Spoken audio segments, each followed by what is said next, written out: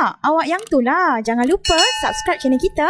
Tanda sokongan. Terima kasih. Okay, Assalamualaikum and hi everyone. So for this video, we will discuss question number 1 up to question number 5 untuk set yang kedua bagi persediaan final exam bagi semester 2 2021-2022.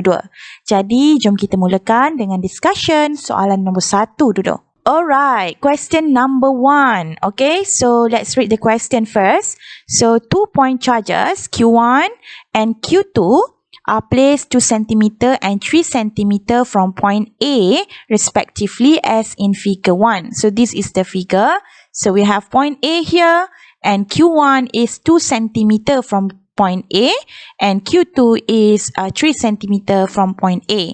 So number 1, copy figure 1 and sketch the electric field exerted at point A for each charges. Alright, so electric field at point A due to Q1 and due to Q2. So seperti yang kita tahu, okay, so dia adalah positive, so means that the direction of electric field of positive charges must be outward from the charges. Okay, dia akan jadi macam ni lah, dia keluar macam ni. Okay, positive. Okay, so outward. So kat sini pun dia akan macam ni lah, besar. Okay, so kita akan tulis macam ini. E1. Alright, electric field at point A due to first charge. Q1 positive charge. And then for the negative charge, kita tahu direction of electric field around negative charge, dia adalah inward. Okay, arrow tu mesti betul.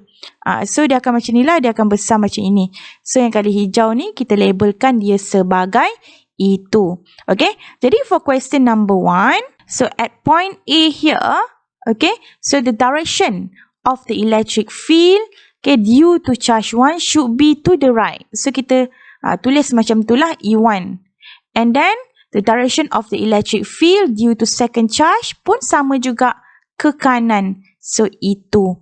Okay, so kita mesti fahamlah direction tu bergantung kepada charge kita tadi. So kat sini kita ada positif Q1 and negative Q2. Okay, so settle question number 1.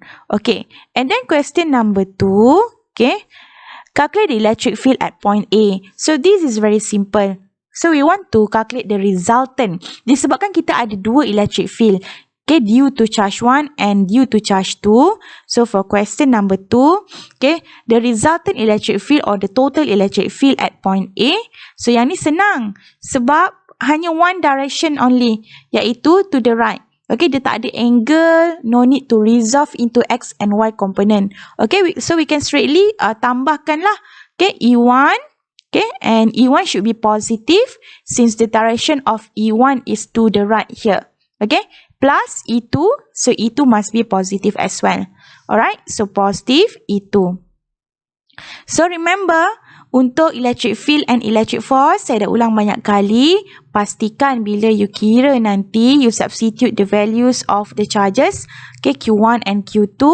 Pastikan you tidak ambil negative charge, okay, kerana kita dah consider direction.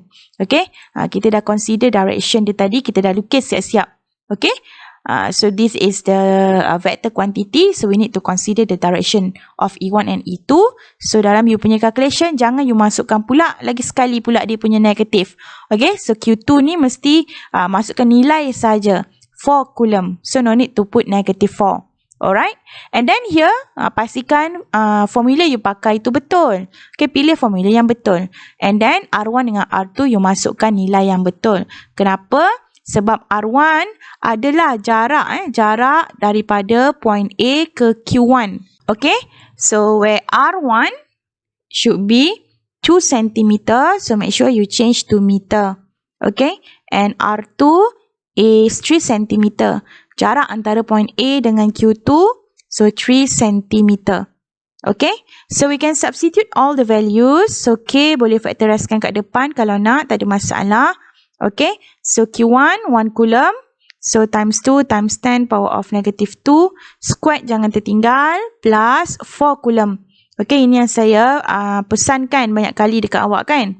Okay, so this is the value of the charge. So magnitude of the Q2 should be 4. Okay, untuk electric field, untuk electric field and electric force, don't include negative sign.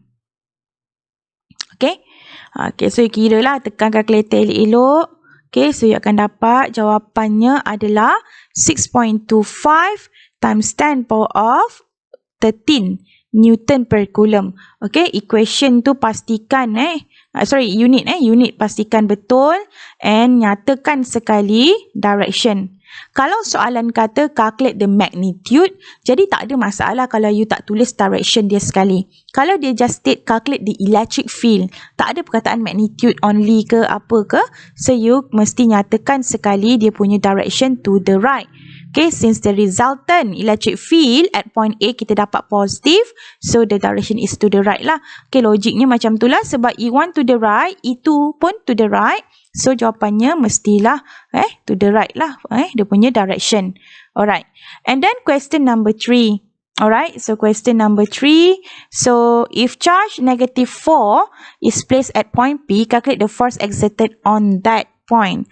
Alright, so force exerted on that point. Okay, so kita boleh guna terus formula F, okay, relationship antara F dengan E. Okay, sebelum ni kita pernah belajar kan, kita derive equation electric field. Asalnya kita boleh tulis formula force is equal to, okay, the charge times the electric field at that point. So kita boleh kira, okay, what is the force exerted on that point if we have a charge of negative 4 Coulomb at that point. Okay, so mesti tahulah macam mana you nak pakai formula ini. So kita ada test charge negative 4, sama juga, okay, dalam calculation you tak perlu masukkan negatif. Alright, so 4 E, sebab kita kira tadi at point A, so E kita dah kira 6.25 times 10 power of 13. So finally you akan dapat lah, okay, 2.5. So F is equal to 2.5 exponent 14 Newton. Unit mesti betul. Okay. Kalau tak hilang satu markah. Okay. And then direction dia automatically direction dia mana? Macam mana kita nak tahu direction dia? Okay.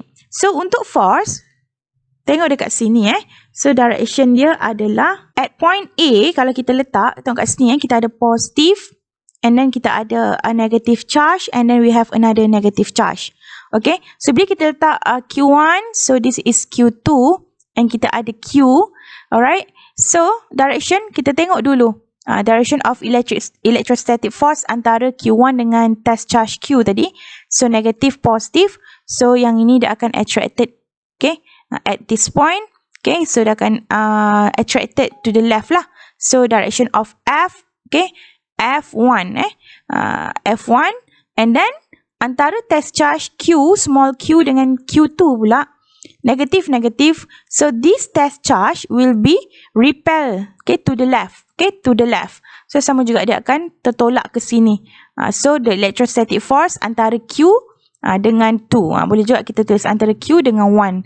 So daripada sini kita nampak, okay, kalau kita ada test charge and then kita letak dekat point A, okay, so means that the test charge kita negatif tadi kan, kita letak dekat point A, so maknanya the direction of the electrostatic force is to the left.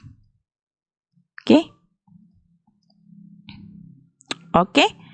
Jadi ada juga yang mungkin tanya saya, boleh tak kalau kita nak kira the force exerted at that point, okay, boleh tak kalau kita nak guna formula total F equal to negative F Q1 plus negative F Q2. Okay, boleh juga. Okay, you akan dapat jawapan yang sama, tapi nanti dia akan jadi banyaklah kejawab. Nak buat satu-satu semula. Okay, kira R jarak antara charge, test charge dengan charge 1. Okay, kena buat satu-satu. Okay, macam ini. Boleh, dia tak salah pun. And then jawapan akhir awak, nanti you akan tetap dapat negatif. Okay, so bila you dapat negatif tu, berapa Newton? So negatif ini menunjukkan direction dia adalah, okay, to the left. Sama juga. Okay, siapa nak cuba boleh cuba. Nanti you akan dapat jawapan yang sama lah. Okay, untuk the magnitude of the electrostatic force F. Okay, dia akan dapat sama dengan yang ini.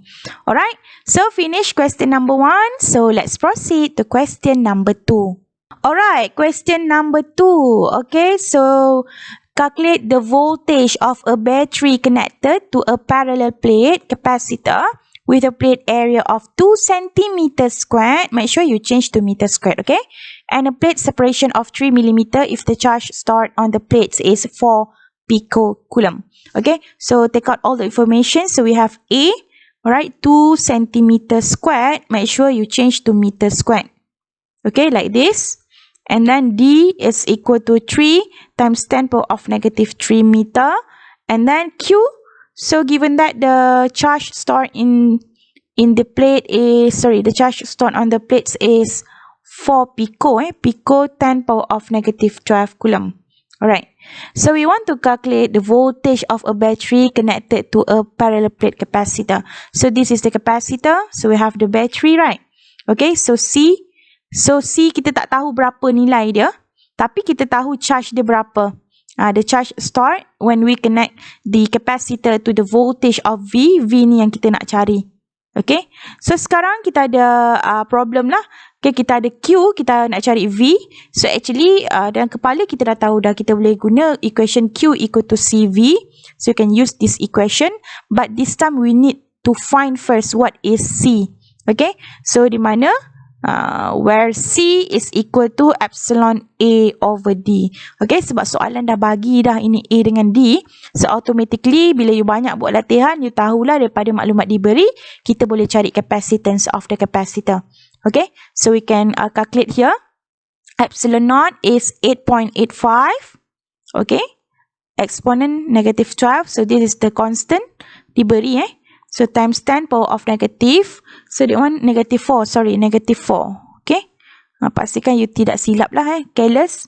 Okay, ramai juga calon yang careless. So make sure you bukanlah jadi salah seorang daripadanya. Okay. So kirakan dulu capacitance ni. Saya dapat 0.59 times 10 power of negative 12 farad.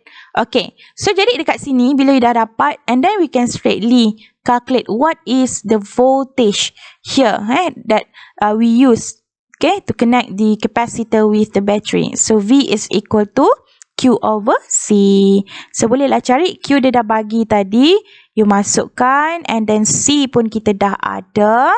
Okay, terus dapatlah jawapan V is equal to 6.78 volt. Okay, jadi ini jawapan yang saya dapat. Tolong buat dan tekan calculator, practice tekan calculator. Okay, so let's proceed to question number 3. Alright, question number 3. Okay, so here we have 3A. So we will discuss question 3A first. Okay, kita ada A and B maybe. Okay, so we start with 3A. Okay, so look at this arrangement of the resistors. So we have 1, 2, 3, 4, 5. Alright, and then in this circuit, look at here, we have the value of the current. Okay, the value of the current that pass through R2. Okay, jadi sekarang soalan tanya kita apa? Soalan tanya yang pertama, calculate the voltage across point B and C. Here, B and C means that we want to find what is the voltage across resistor 4, R4. Ni BC. Okay, so maknanya soalan nak kita cari berapakah nilai V4. Okay, so kita tahulah nak kira V4. Okay, V4 is equal to I4 R4. R4 kita ada 3 ohm. Tapi kita tak ada current. Berapa nilai current yang lalu dekat resistor 4. Okay. So kalau kita perasan dekat sini, kalau kita tengok, untuk resistor R3 dan R4, okay, perjalanan current daripada sini, tak ada junction apa-apa kan. So dia terus je jalan. That's mean the current that pass through R3 is the same amount of current that pass through R4. Okay, so kita kena kira lah. Alright, so kita dah tahu, okay, ini dia bagi nilai ni. So daripada sini kita nampak, oh, kumpulan ini, alright, look at here, since we have junction at point A, so kalau kita ada current daripada sini, okay, kalau tengok sini, kalau kita ada current daripada sini, so dekat junction ini, look at here, the green color, the green current, okay, saya letak color kat sini, the green current will split into two paths, okay, jalan atas dan jalan yang bawah. Let's say lah jalan yang atas saya letak color merah. Okay, kita namakanlah dia adalah I2. Okay, I2 dia dah bagi equal to 2 ampere. And then, kalau saya letak color biru. Okay, the blue color. Okay, this will be I34. I34 means that the same current that pass through R3 and R4. Boleh so kita nampak okay, kawasan yang bawah ini mereka adalah series. Okay, so disebabkan mereka adalah series, so maknanya apa? I34 kalau kita kira dia adalah sama dengan I3, dia adalah sama dengan I4. Dan kumpulan hijau yang saya bulatkan tu dia adalah parallel dengan kumpulan yang ke atas ni. Mereka adalah parallel. So kalau saya buat macam ini, kumpulan ini mereka adalah parallel. Okay. So kalau mereka parallel means that apa yang sama? Voltage lah. Voltage kan. Maknanya voltage V2, okay, voltage across R2, okay, akan sama dengan nilai voltage across kumpulan 3-4. Macam tu, V34. Okay, jadi untuk selesaikan soalan pertama, okay, you kena analyse dulu you punya circuit. Siapa yang series, siapa yang parallel. Jadi, bila mereka series, current mereka akan sama. Bila mereka parallel, voltage yang sama. Okay, so baru kita boleh buat soalan yang pertama lah. Okay, now, saya akan tulis sini. R2 and R34. R34, mereka adalah parallel. Okay, maknanya kumpulan yang warna biru dengan kumpulan yang warna hijau, mereka adalah parallel. Okay, so bila mereka parallel, okay, so V2 dia akan sama dengan V34. Voltage mereka sama. Ini yang you kena faham. Okay, so kita tahulah di mana disebabkan dekat V2 sini, okay, voltage across R2 kita dah boleh kira sebab kita dah ada I2, dia dah bagi hint dalam soalan. So R2 pun kita dah boleh kira. So kita boleh terus masukkanlah V2 is equal to I2 R2, V is equal to IR Ohm's law. Okay, so I2 kita dah ada, R2 kita dah ada, therefore V2 is equal to 6 volt. Okay, so apa kita boleh tulis? Since V2 equal to V34, therefore V34 is equal to 6 volt. Okay. Tapi dia bukan suruh kita kira V34 kan? Okay, dia suruh kita kira voltage across point B and C. Okay, so kita nak kira V4 ini tadi. Sekejap Ini yang kita nak kira V4. Kita nak kira V4. Kita bukan nak kira V34. Kita nak kira V across R4. Okay, this is our main objective. Okay, so saya akan buat sini highlight. Okay, itu kita punya objektif. Okay, so sekarang bila kita dah ada V34, okay, kita bolehlah cari I34. Once kita tahu I34, barulah kita boleh cari V4. Okay, so kita dah tahu. So now let's calculate I34. Okay, so I34 is equal to V34 over R34. V34 tadi dah tahu 6 volt. And then R34 adalah gabungan antara R3 dan R4 since they are in series. So kita boleh terus tambahkan saja 3, R3 plus R4. Okay, so the answer should be 1 ampere. Okay, jadi 1 ampere tu apa dia? 1 ampere tu ini. Okay, current I34 okay, sama dengan 1 ampere. Jadi 1 ampere current adalah current yang lalu dekat R3, current yang sama juga lalu dekat R4. Jadi kita dah tahulah I4. Kan kita dah tahu I4, so kita boleh tulis sini. Since okay, I34 equal to I3 equal to I4. Therefore, so we can calculate lah. V4 is equal to I4 R4. Kita patah balik kepada objektif kita tadi. Ini, this is our objective yang kita nak kira.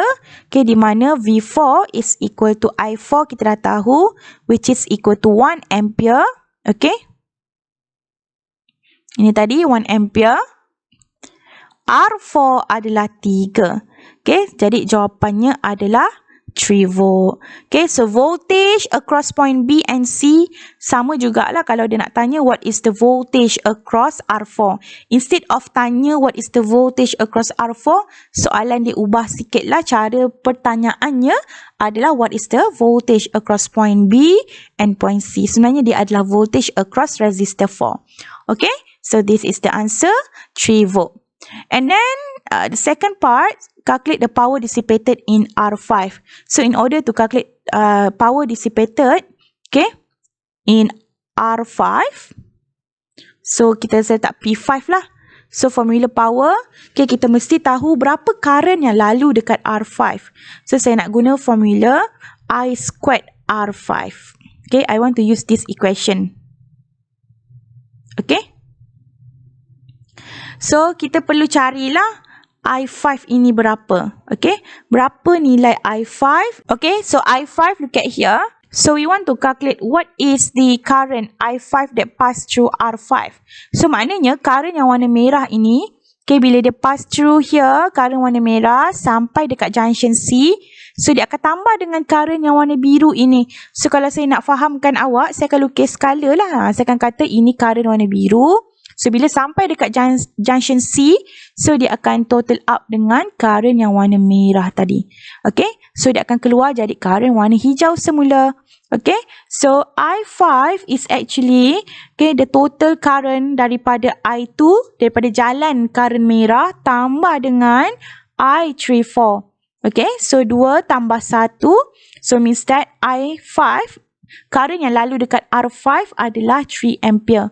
Okay, so bila dapat nilai, barulah kita boleh kira power dissipated in resistor 5.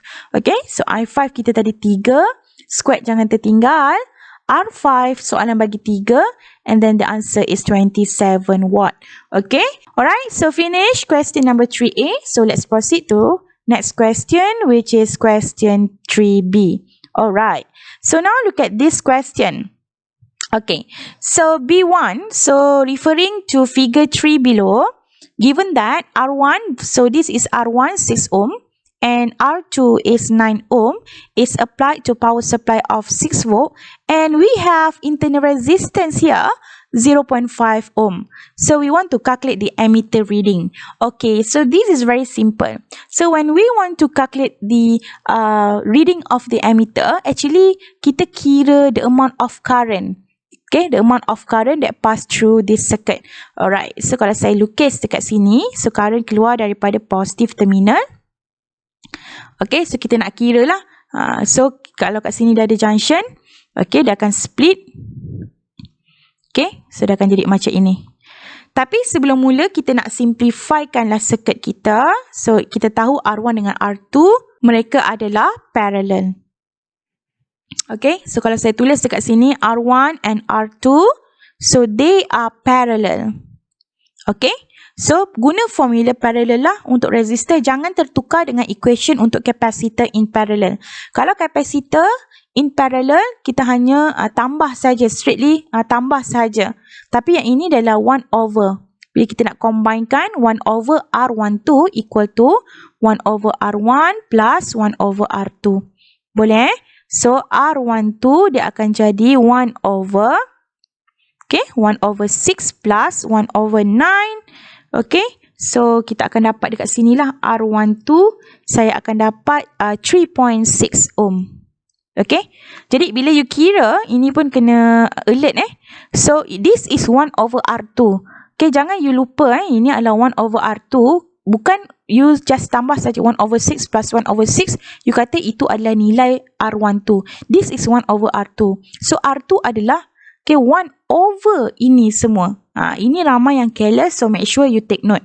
Alright. So, now if we simplify this circuit, okay, kita dah combine, kita ada internal resistance. Okay, kita ada ammeter here. Alright, so this is the total external resistance R. Okay. So, kalau saya letak kat situ, saya letak ada R besar lah. Ataupun R12.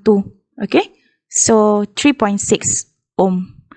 Internal, R kecil, 0.5 ohm. And then V, here we use 6 volt. Okay.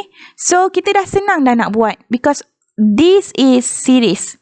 Tapi, jangan lupa, in order to calculate Okay, the amount of current flow in this circuit. Okay, we need to find what is the total resistance. Okay, so kita nak gunalah V total is equal to I R total. Okay, ini yang kita kena total upkan dengan dia punya internal resistance.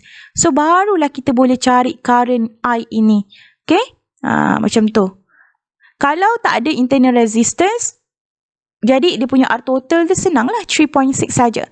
But this time kita ada internal resistance. So 6 over R total dia adalah R12 tambahkan dengan internal. So 3.6 plus 0.5. Okay, so you akan dapat 1.46 ampere. Okay, so maknanya nilai yang akan dibaca oleh ammeter tersebut tentulah bacaan current yang lalu pada circuit ini iaitu 1.46 ampere.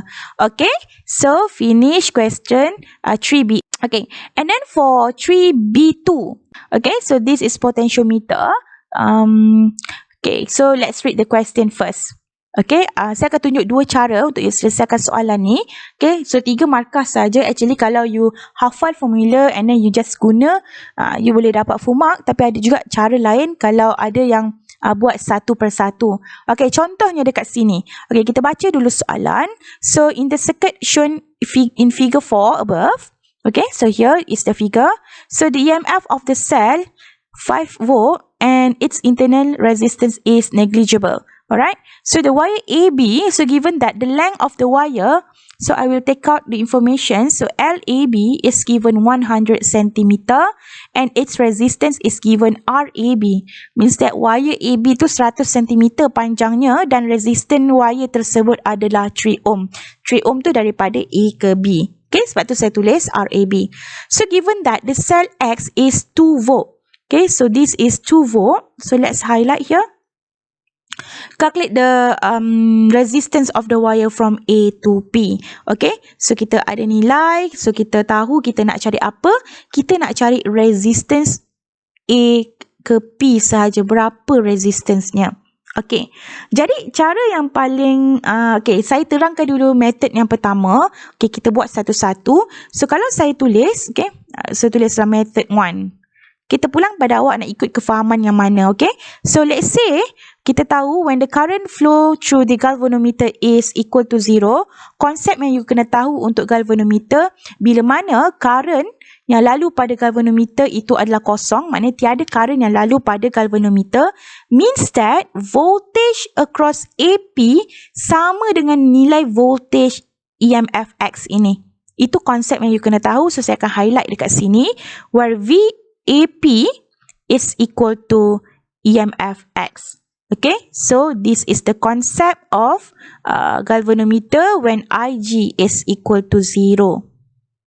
Okay, so sekarang kalau saya guna cara yang kira satu-satu, so saya tahu kita nak cari RAP. So I will use V is equal to IR. So it should be I, okay, RAP. Okay, means that current akan lalu dekat sini lah, ke atas ini. Okay, I ni akan lalu dekat AP, kita akan naik ke atas dan patah balik ke negatif terminal.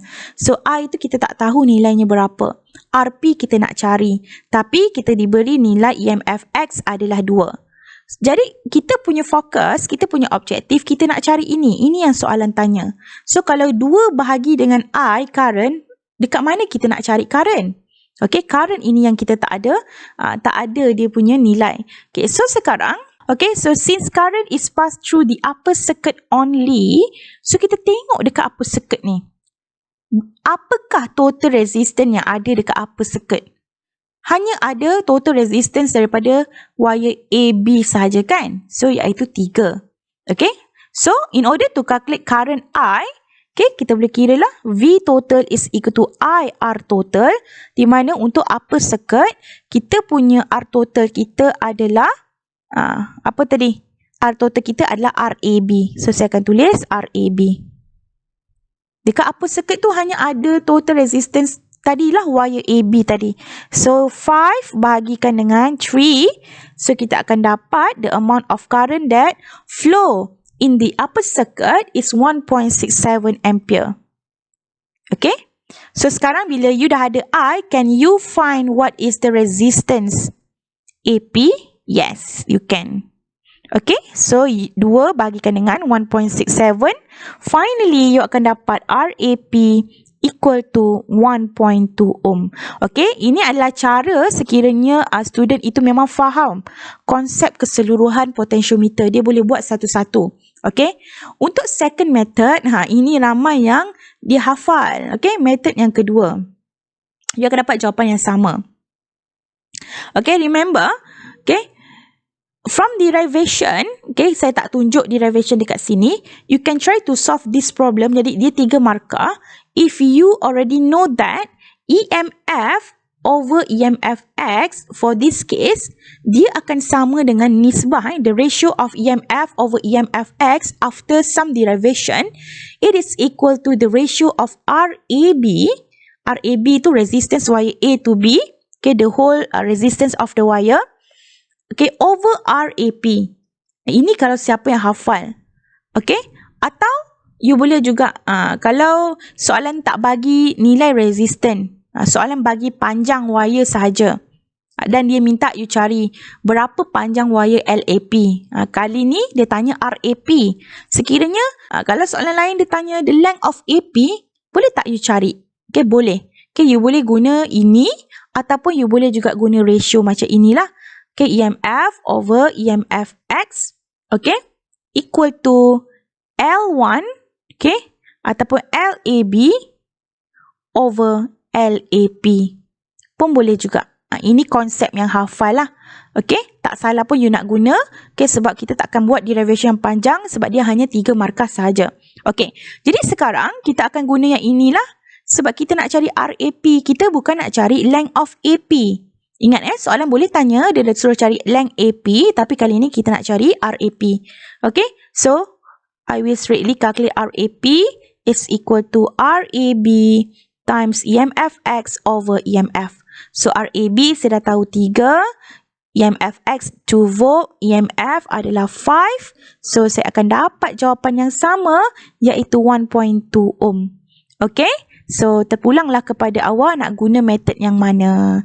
Alright, so finish question number 3. So let's proceed to question number 4. Alright, so now let's continue with question number 4A.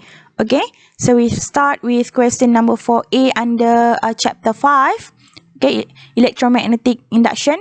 Okay, so here we have a circular loop of wire with a radius of 0.055 meter. So this is in meter. In a uniform region of magnetic field as shown in figure 5 here. So the magnetic field is decreasing at rate of 0.65 Tesla per second. Alright, so now calculate the induced EMF in the loop. So we want to calculate the induced EMF. Okay, so remember equation of induced EMF is equal to negative NA dB over dt.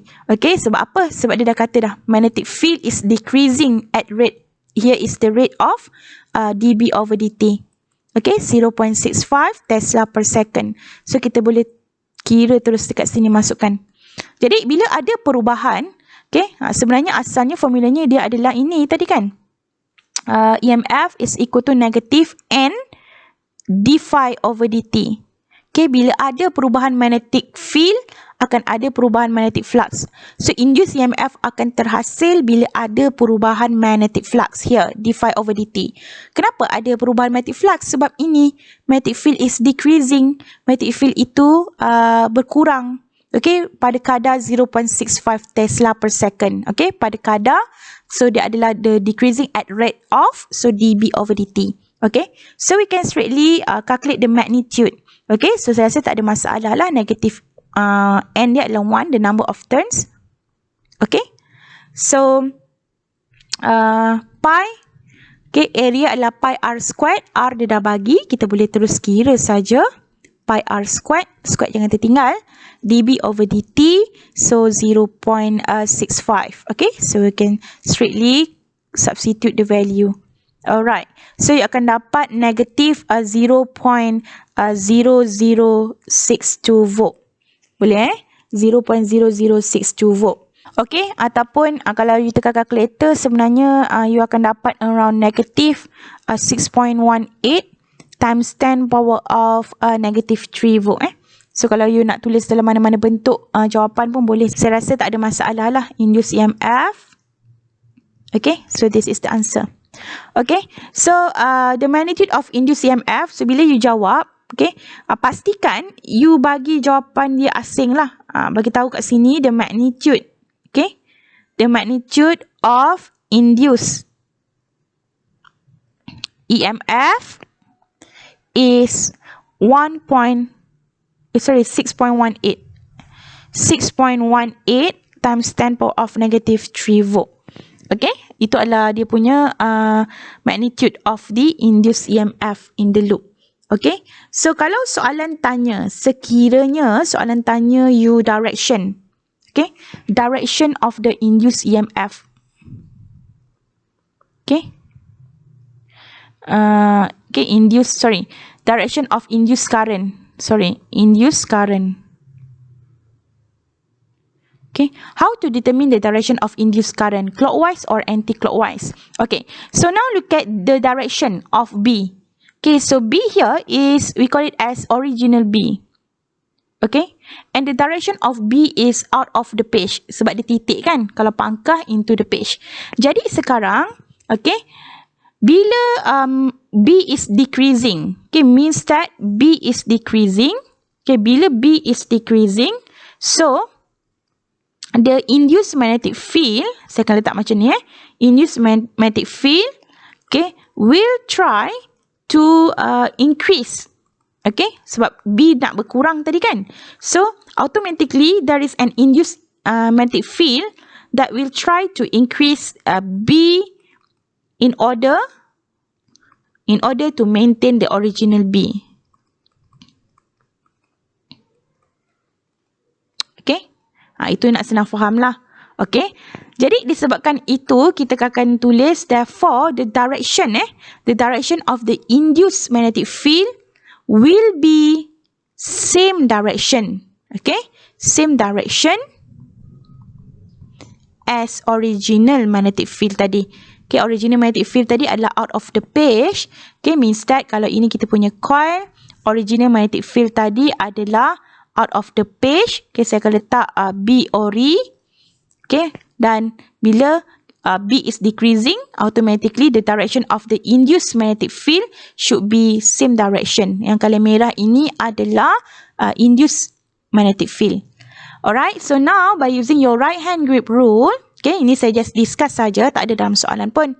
Okay, pastikan your thumb is pointing keluar daripada paper awak, out of the page.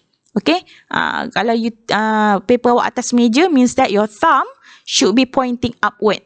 And then your other fingers, okay, the other 4 fingers, dia akan curl kan, dia akan pusing kan. Tengok dia arah pusing ke arah mana.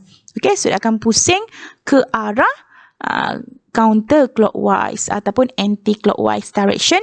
Okay, so the direction of the induced current adalah anti-clockwise direction. Boleh? So next, question number 4B. Alright, so 4B. So this time we have a straight conductor. Okay, so let's read the question first. Alright, a conducting rod AB, so this is the conducting rod, makes contact with metal rail. Okay, ACDB as shown in the figure above. So they are placed in a uniform magnetic field. So the magnetic field B is into the page and it is given 1.5 Tesla, okay, which is perpendicular to the plane of rails. Alright, so number 1, calculate the magnitude of the induced EMF in the rod when it is moving toward the right with a speed of 8 cm. Okay, ni semua perangkap kita lah 8 cm. Okay, so number 1, so V tu dia bagi kita 8 cm per second. So make sure you change to meter per second. Siapa yang tak tahu nak tukar unit lagi, you buatlah satu-satu macam ini. Sentimeter dekat atas, sentimeter dekat bawah. So 1 meter is equal to 100 cm. Buat macam tu satu-satu. 0.08 meter per second. Wajib tukar dulu kepada meter per second. Okay, and then so for the straight conductor, Okay, that is moving perpendicular to the magnetic field. Saya dah pernah discuss dalam video short notes animation. So, boleh check dan boleh tengok kalau you nak tengok. So, induced EMF is equal to, by using this equation, BLV sin theta. So, since V is in this direction and B adalah into the page, so angle dia adalah 90 degree lah. Okay, so masukkan nilai. B adalah 1.5. L is the length of the road, is it? And it is given, dekat sini dia bagi, kan, 40 cm. So, we consider it is 40 cm. So, L is 40 cm. Alright, so 40 cm. Okay, 40 exponent negative 2. And V, kita dah tukar kepada meter per second tadi. Okay, mesti tukar So, you akan dapatlah jawapan di induced EMF. Okay, 4.8 exponent negative 2 volt. Alright, so this is the answer for question 1. Okay, 3 markah je ni. So, maknanya question 1 ni 2 markah. And then question 2, we want to state the direction of induced current flows in the road. Alright, so remember, okay, kita nak guna apa? Use right flaming hand rule. Okay, VBI. Saya dah pernah discuss juga dalam short notes animation. Okay, VBI. VBI. Guna tangan kanan V is your thumb. B is your index finger, ataupun pointing finger. And I is your middle finger. Okay, middle finger.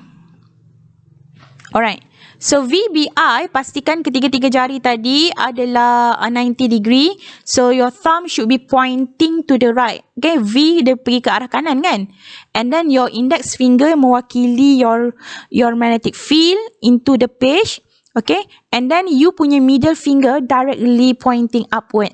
Tangan kanan pastikan you cuba buat. Okay, kalau you tak faham, saya ada discuss dah juga dalam video sebelum ni dalam short notes animation chapter 5. Okay, so the direction, therefore the direction is upward direction. Okay, maknanya kalau kita lukis kat sini, dia akan macam ni lah. I induce dia adalah upward direction. Okay, so finish question number 4. So, let's proceed to question number 5. Alright, so for question number 4C, kita ada 4C dekat sini. Okay, so let's try to answer this question. An air filled solenoid of length 40 cm has a radius 5 cm. The energy stored in the solenoid is given when the current is 11 ampere. Calculate the number of turns of the solenoid. Okay, so kita keluarkan semua maklumat yang diberi. So, we have L is equal to 40 times 10 power of negative 2 meter. And the radius should be in meter as well. And U is the energy stored in the solenoid, 0.375 joule. And the current is 11 ampere. Okay. So, kita nak kira the number of turns. That's mean we want to find N. Okay, so formula apa kita nak pakai untuk kita relatekan dengan soalan ni dan untuk kita cari dululah dia punya N kan. Okay, so sebenarnya kita boleh tengok kenapa dia bagi energy stored in the solenoid. Okay, means that we can relate this information, okay, in order to start our problem. So, means that we're going to use equation U equal to half Li squared. So, daripada sini kita nampak, okay, kita ada U, kita ada I, and then kita boleh cari L. Okay, so, L macam mana pula? Kenapa? Perlu ke L ni? Yes, we need formula L equal to mu naught N squared A over, L kecil tu adalah the length of the solenoid. L besar tu adalah inductance. Okay, so kita perlukan dua formula ini, 1, 2 untuk kita selesaikan masalah ini. Sebab itu ada 5 markah. Okay, so daripada sinilah kita boleh cari kita punya the number of turns. Alright, but before we start, so let's find first, okay, what is the value of the inductance L? Okay, so U is equal to half Li squared. L is equal to 2U over I squared. Okay, so kita kira lah dulu. 0.375, I is 11 squared, so L you akan dapat 6.198. Okay, exponent negative 3 Henry. Okay, so daripada sini kita boleh proceed kepada second equation. Nak cari N kan? N is equal to L times the length bahagi dengan mu naught A, sebab N squared tu tadi, N adalah N squared kan? So, kena square root. Okay? Cumanya kita tak ada A, kita diberi radius, so pi r squared. So, boleh cari kot dulu area. Pi r squared, so area is equal to R dia dah bagi 5 exponent negative 2 squared. So, area saya dapat 7.854 exponent negative 3 meter squared. Okay, so bolehlah kita cari terus. L, kita dah kira the inductance 6.198 exponent negative 3. The length is given 40 cm, tukarkan kepada meter, jangan lupa.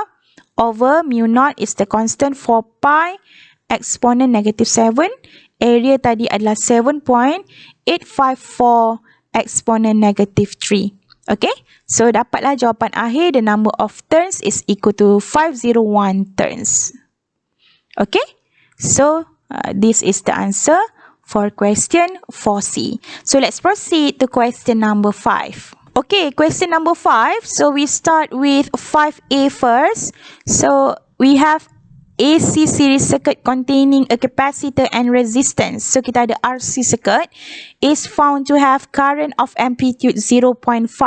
So bila perkataan current of amplitude, so that's mean the amplitude of the current lah kan. So maknanya dia adalah okay, I0.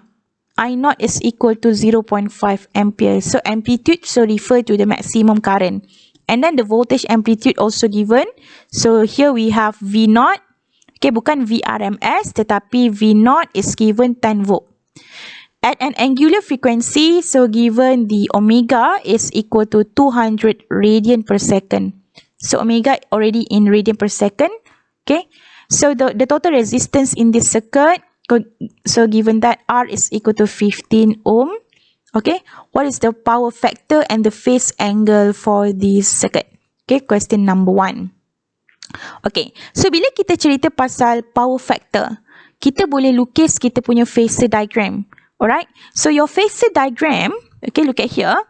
Your phasor diagram, okay, can be in terms of impedance or in terms of voltage. Okay, remember. Alright, so if your phasor diagram in terms of impedance, it should be, ini adalah RC circuit kan. So R, kita ada R dan kita akan ada, this one is the reactance of the capacitance, XC. Okay, dan dia punya resultant adalah total opposition ataupun impedance Z. Dekat mana dia punya phase angle of the circuit? Okay, so kat sini. Okay, so this is phi. So daripada sini kita boleh lah, kita tahu ataupun kita hafal cos phi. Okay, kalau kita lukis triangle tu kita tahulah cos phi is equal to R over Z. Nilai R kita dah ada kan, nilai Z kita tak ada. Kan, dia pula, tapi sebab soalan tanya power factor, so power factor must be cos phi equal to R over Z. So this is the equation. Okay, sekiranya soalan ini diubah, soalan ini ubah, dia tak bagi awak R kan, contohnya kan, so you ada VRMS and then you ada voltage across R. Okay, sebab tu you kena buat banyak latihan. Okay, so contohlah kita ada nilai VR. Okay, this is the phasor diagram in terms of voltage. So kita ada VR, so kita akan ada voltage across capacitor, and then the resultant here should be VRMS. Okay, dan this is the phase angle. Nilainya akan sama, jangan risau. Jawapannya akan sama. Boleh tak kalau saya nak kira power factor by using this equation based on the phasor diagram of voltage, cos phi is equal to VR over VRMS. Boleh tak? Boleh. Jawapannya boleh. Kalau you ada nilai VR dan VRMS. But this time kita tak ada nilai current. Kita ada nilai current, peak current. Kita boleh je cari RMS, kita boleh je cari VR, VRMS, boleh. Tetapi jalan itu bukanlah jalan yang bijak lah sebab panjang. Okay, kita hanya akan guna formula yang pertama ini. Okay, sebab jalannya lebih ringkas dan menjimatkan masa. Tak kata yang kalau you nak guna formula kedua ni, saya tak kata salah, betul je, boleh cari, tapi jalannya akan sedikit panjang. Okay, so sekarang R kita dah ada, kita perlu cari Z sajalah. Macam mana kita nak cari Z? Okay, kita tak ada nilai capacitance, kita tak boleh cari Z, kita tak ada nilai C. Okay, tapi kita diberi nilai, look at here, kita diberi nilai V0 dan I0. And always remember, okay, bila kita ada dua nilai ini, kita boleh cari, okay, kita boleh relatekan dengan equation V0 is equal to I0 Z, ataupun kalau kita ada VRMS is equal to IRMS Z. Kan? Jadi kali ini kita diberi nilai V0 dan juga I0. So bolehlah kita cari Z. Kita tak ada VRMS dengan IRMS, tak apa. Kita ada V0 dengan I0. So kita boleh cari Z lah. Okay, Z is equal to V0 over I0. So from here we can find that, okay, the impedance is equal to 20 ohm. Alright? So therefore, the power factor is equal to R over Z. So R kita adalah 15. Z kita tadi adalah 20. So power factor kita pastikan tak ada unit 0.75. Okay, it is actually the ratio antara R dan juga Z. Boleh? And then the last one, we want to calculate the that one, kita ada apa tu? Phase angle So kita dah ada cos phi, dah ada nilai. Boleh je lah kan cari. Okay, phase angle is equal to inverse cos. Okay, tadi 15 bagi 20 kita dapat 0.75. So kita akan dapat phase angle kita adalah 41.41 ohm. Degree. Ohm pula Okay, so the answer is 41.41. Okay, alright. So question B. Can you determine whether the current leads or lags? Okay, the source voltage. So the source voltage is actually referring to VRMS. So the source voltage is actually referring to VRMS. Okay, so question number 2. So kita tahu, kalau saya ada VR, so kita sebab dia tanya the source voltage, right? So VRMS, so kita akan ada VC, and then kita akan ada VRMS. So IRMS kat mana? IRMS kat sini. Okay, kena ingat lah. Okay, tak ada orang boleh tolong kita. So based on the phasor diagram, okay, kita akan nampak lah. Okay, daripada phasor diagram here, okay, kita boleh tulis lah based on the phasor diagram. Okay. Okay, macam mana kita nak pandai lukis phasor diagram ni? Tengoklah soalan. Soalan kata apa? Kita ada capacitor dengan resistance. So capacitor macam biasalah R kan? Resistance R, rumput. R, rumput. Capacitor C, cacing ke bawah. Cacing bawah tanah kan? L, apa? L, inductance kan? L, ke atas langit. So inductance tak ada. So kita hanya fokus kepada VR, VC, and then this is VRMS. Okay, so daripada sini kita nak tahu current leads the source voltage ke ataupun lag. Sekarang daripada sini kita nampak. Di mana kalau kita tengok pandangan, okay, daripada kan kita tahu omega kita in this direction. So maknanya I kita mendahului. I mendahului VRMS by berapa? Tadi kan kita dah kira the phase angle. Maknanya kita nampak dekat sini. Okay, current. Okay, current leads, okay, the source voltage by 41.41 degree. Kan sebab kita kira tadi dia punya phase angle. Okay, so I dengan VRMS, I ini kalau kita tengok dari pandangan ini putaran anticlockwise. Okay, so kita akan nampak IRMS mendahului VRMS by the phase angle of 41.41 degree. Okay, so finish question 5A. Alright, question 5B. Okay, so kita ada 5B1, 5 markah. So let's try question, kita ada VRMS is given. Okay, and then this is the power. Okay, so bila soalan bagi, kita keluarkan dulu maklumat. P is equal to 625 watt. And VRMS is equal to 250 volt. Okay. And then, calculate the RMS current and peak current in the wire. So, we want to calculate IRMS berapa dan kita nak kira peak current berapa. Okey. Jadi daripada sini kita gunakanlah maklumat yang kita ada. Okay, an electric drill is marked as berapa tadi? So power kita boleh guna formula power. Okay, where power is equal to IV, iaitu IRMS times VRMS power. Okay, so kita boleh gunalah formula ini. Alright. So kita nak kira IRMS, so kita masukkanlah P over V 625 over 250, so kita akan dapat 2.5 ampere. Okay, so this is the answer for IRMS.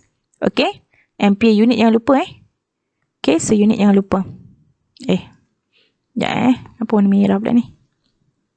Okay, and then kita nak kira apa lagi? Kita nak kira I0, and remember I0 is equal to IRMS times dengan set 2 formula. Okay, so based on this equation, we can find peak current, where peak current is equal to 2.5 times set 2. Okay, and the answer is 3.54 ampere. Okay, so this is the answer. Okay, for question number 1. And then for question number 2, alright. Sketch a graph of power drawn by the drill over one cycle of the current. Mark on the graph the values of peak power and average power. Alright, so remember the value of P. Okay, so sebenarnya yang diberi tadi 625 ini adalah average power. Okay, kita panggil dia sebagai average power. Okay, P average power ataupun nama lainnya kita boleh panggil dia sebagai power dissipated.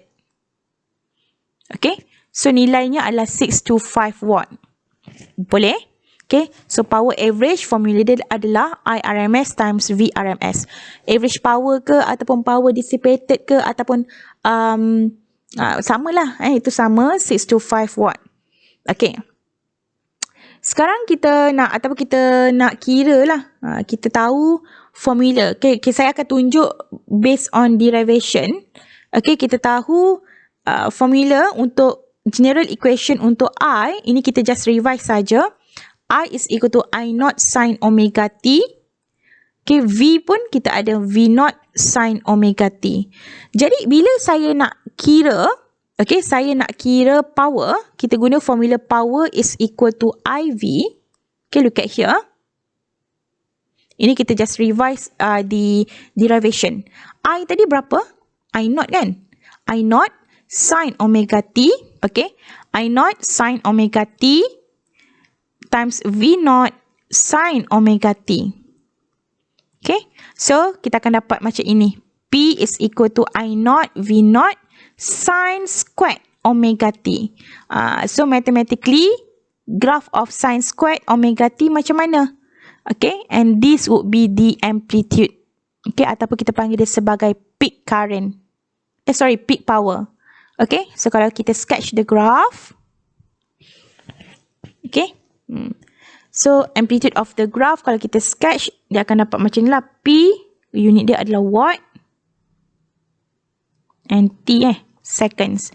So pattern of graph sin squared omega T, graph sin squared, macam mana? Okay, ini you kena hafal lah, kena ingat. Okay, one, macam tu. Okay, contoh so ini yang ni kita panggil dia sebagai peak. Okay, peak current. So peak current tu kita boleh kira tak? So sebenarnya kita boleh kira. Macam mana kita nak kira peak current? Berapa nilai dia? Okay, okay, kalau you hafal sebenarnya peak power is actually 2 times the average power. Okay, kenapa saya kata macam tu? Okay, kita recall balik derivation. Okay, kita tahu formula P average adalah I RMS squared R. Okay, power dissipated in a resistor.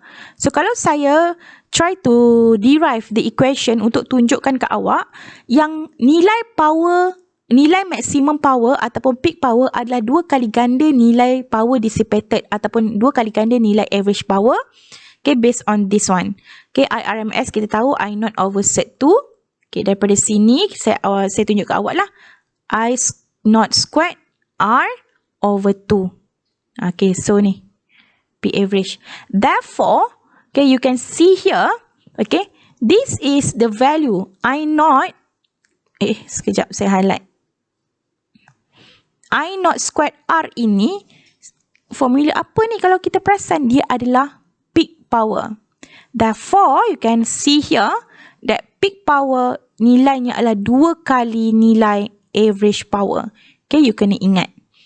Kalau derivation ni yang warna hijau tu lah yang saya tunjuk tu. Okay, so daripada sini kita boleh kira peak power adalah average power kita dah tahu tadi nilainya adalah 625 watt. So, peak power kita nilainya adalah 1250 watt. Okay, so daripada sini kita boleh labelkan dekat sini lah 1250, and then half daripada peak power tadi adalah power dissipated ataupun average power 625 watt. Okay, so pastikan you label lah betul-betul nilai, sebab dia kata mark on the graph the values of peak power and average power. So kita nak tengok lah, you tahu tak that peak power adalah 2 kali average power ataupun power dissipated. So finish questions 5B. So we finish for part 1 set 2. So for the next video we will cover question number 6 until question number 10 for second part of set 2. Alright, so terima kasih dan selamat belajar, selamat buat revision. Semoga awak berjaya. Jumpa lagi. Assalamualaikum. Bye bye.